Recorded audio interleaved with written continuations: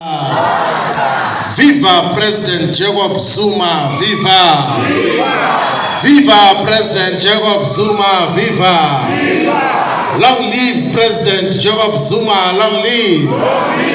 Long live President Jacob Zuma, long live! Forward to total freedom and emancipation, forward! Forward to total freedom and decolonization, forward! Amanda! Away to! Well, thank you very much, Secretary General. We want to take this opportunity to greet the Deputy President, who is also the party leader in the National Assembly and the National Council of Provinces on behalf of umkhonto.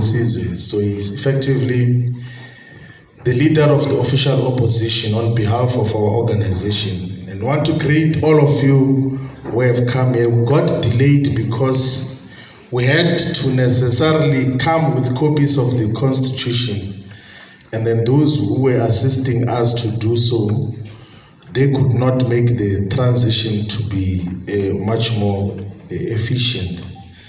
Thank you very much, the leadership of the National High Command of the province, of all the regions, and all the structures of umkhonto.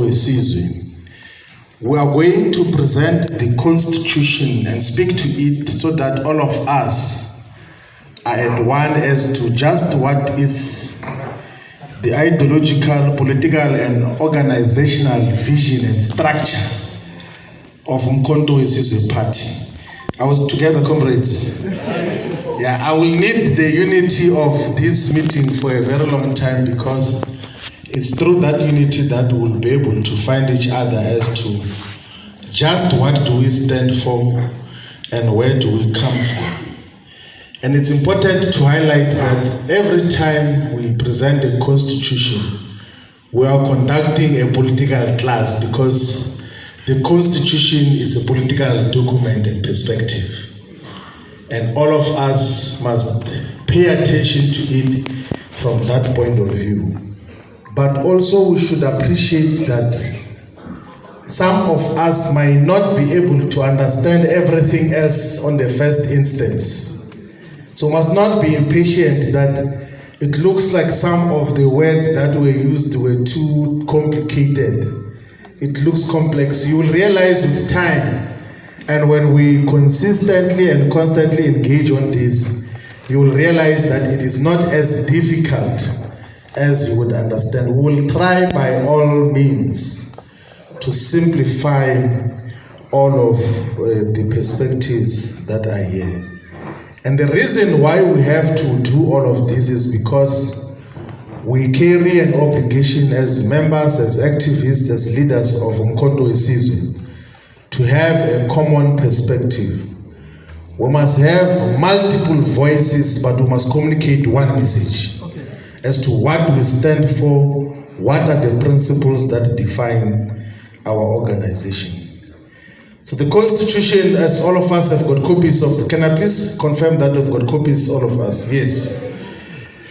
The Constitution of umkhonto was adopted by the National High Command. We will explain what the National High Command is in context, because it is established here in the Constitution.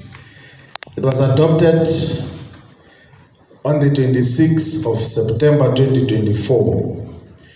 And just to be pedantic or to be basic in terms of how we present this, it has got 12 sections. The Constitution of umkhonto has got 12 primary sections that deal with different topics, and it has got a very substantial preamble. The preamble talks to the politics of umkhonto.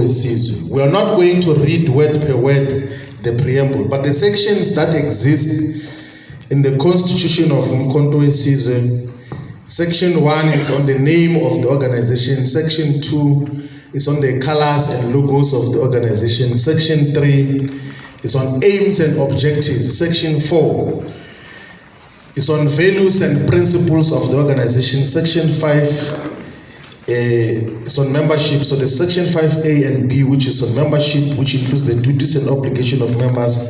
Section 6 is on rights. Section 7 is on organizational leadership and structures. Section 8 is on the MK Women's League and MK Youth League. Section 9. Section 10 is MK Students Movement. Section 11 is Disciplinary Code.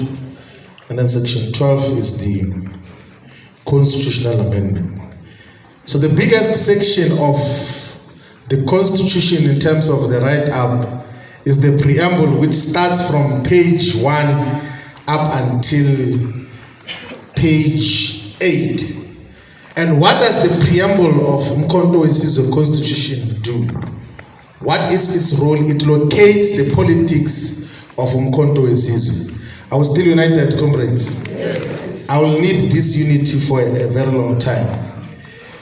So, what the preamble does, it characterizes politically and ideologically as to where do we come from as a people